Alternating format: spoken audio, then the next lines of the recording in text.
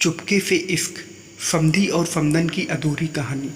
उम्र बढ़ती है मगर एहसासों की प्यास कभी पूरी नहीं होती। कई बार जब जिंदगी अपने हिस्से के रिश्ते बांट देती है, पति पत्नी माँ बाप, तब भी दिल के एक कोने में कुछ खाली सा रह जाता है।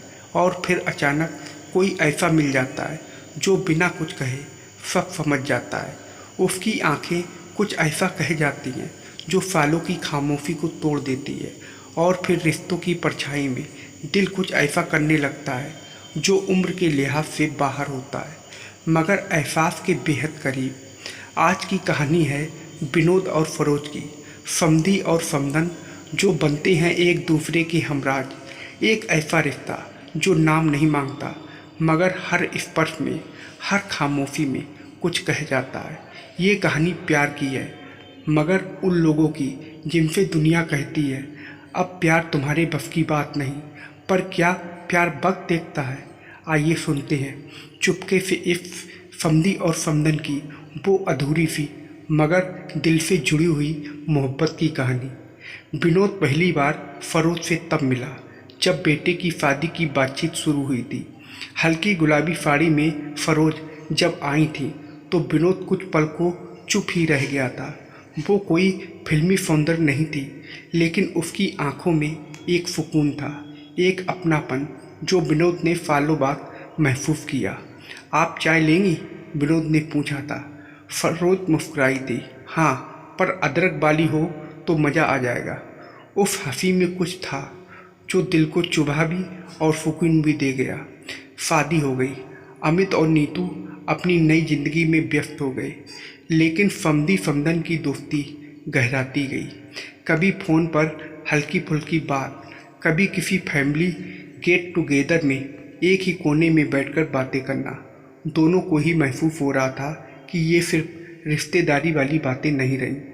आपके बालों में ये चांदी सी चमक बहुत सूट करती है, फरोज ने एक दिन कहा था। विनोद ने मुस्कुराकर जवाब दिया, और आपकी मुस्कान में अब भी कॉलेज वाली शरारत बाकी है। एक बार दोनों को किसी पारिवारिक काम से बाहर जाना पड़ा। स्टेशन पर ट्रेन लेट थी। उन्होंने एक कोने में बैठकर चाय मंगाई। शाम ढल रही थी और उस हल्के अंधेरे में जब फरोज ने कहा, कभी लगता है कि हम जल्दी मिल जाते तो क्या होता। विनोद ने उसकी आंखों में देखा।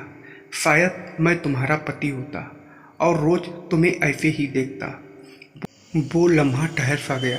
कोई कुछ नहीं बोला लेकिन सब कुछ कहा जा चुका था। एक फैमिली फंक्शन में रात को सब थक कर सो गए। फरोज की तबीयत थोड़ी ख़राब थी और विनोद ने कहा, मैं देख लेता हूँ आपको, आप आराम करो। फरोज कमरे में अकेली थी और अचानक बिजली चली गई। अंधेरे में जब विनोद उसके पास पहुँचा तो फरोज ने उसका हाथ थाम लिया। डर लग रहा है, उसने धीमी आवाज़ में कहा। विनोद ने उसके माथे पर हाथ रखा। मैं हूँ ना। उस रात दोनों ने एक दूसरे के करीब होने की हर हद को महसूस किया, छूकर, थामकर, और एक अधूरी उम्र की अधूरी चाहत को पल भर में जी लिया।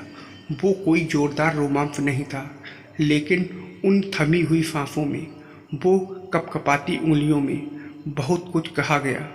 सुबह फरोज ने अपनी आंखें झुका ली। विनोद चुपचाप बैठा रहा। हम ये सब भूल जाते हैं। ठीक है, फरोज बोली। दिल से तो नहीं भूल पाएंगे, विनोद ने जवाब दिया, लेकिन ज़िंदगी चलती रहनी चाहिए, उसने कहा। दोनों ने सब कुछ वहीं छोड़ दिया। वो रात, वो लम्हा, वो छुअन, लेकिन एक दूसरे की आंखों में अब भी वो राज छुपा था। शादी को अब 3 साल हो गए थे। नीतू और अमित का एक बेटा भी हो गया था। दोनों परिवार अब दादा दादी, नाना नानी बन चुके थे।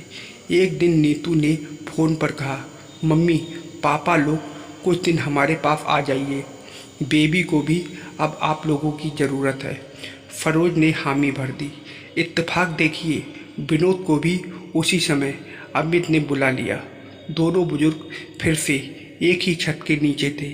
अब वो शर्म नहीं रही, वो झिझक भी नहीं, लेकिन जज्बात अब भी चुपचाप आंखों में तैरते थे।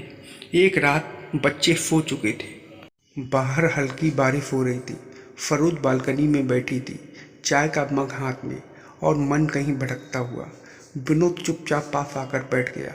बारिश की बूंदें हमेशा कुछ याद दिला देती हैं ना, उसने कहा। फरोज ने बिना देखे जवाब दिया। कुछ यादें ऐसी होती हैं जो सूखती ही नहीं, हर मौसम में भीगती हैं, बस भीगती ही जाती हैं।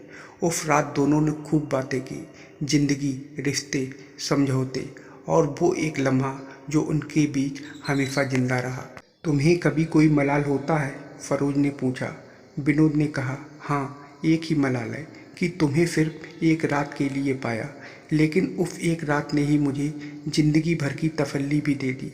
फरोज की आंखें भर आईं। काश ये दुनिया इतनी सख्त ना होती, काश हम अपने दिल की सुन सकते। उसने कहा, शायद उस रात हम पूरी तरह टूट जाते अगर असली सुबह जिम्मेदारियां सामने खड़ी ना होती। विनोद ने गहरी सांस ली। अगले दिन दोनों एक मंदिर गए, पूरे परिवार के साथ। जब सब लोग आरती में व्यस्त थे, विनोद और फरोज पीछे खड़े थे। फरोज ने धीरे से कहा, तुम कभी कभी अब भी मेरे ख्वाब में आते हो। वही पुरानी मुस्कान, वही धीमी आवाज़। विनोद ने उसके हाथ को हल्के से छू लिया। और मैं अब भी हर सुबह तुम्हारे बिना जागता हूँ। इतने सालों में पहली बार दोनों के बीच एक अनकहा रिश्ता कबूल हुआ, बिना शब्दों के, बिना किसी वादा या उम्मीद के। समदन और समधी अब एक दूसरे के जीवन में रिश्ते के दायरे में ही रहते, लेकिन दिल में कुछ और था। कभी जब घर के सभी लोग हंसते थे, वो दोनों एक दूसरे की मुस्कान में सुकून ढूंढते। एक दिन फरोज ने विनोद को देखा। वो अपने पोते को गोद में झुला रहा था। उसकी आंखें भीग गईं। तुम बहुत अच्छे पिता हो और बहुत अच्छे समधी भी, उसने धीमे से कहा। विनोद मुस्कुराया। काश किस्मत थोड़ी और मेहरबान होती तो मैं तुम्हारा सब कुछ होता।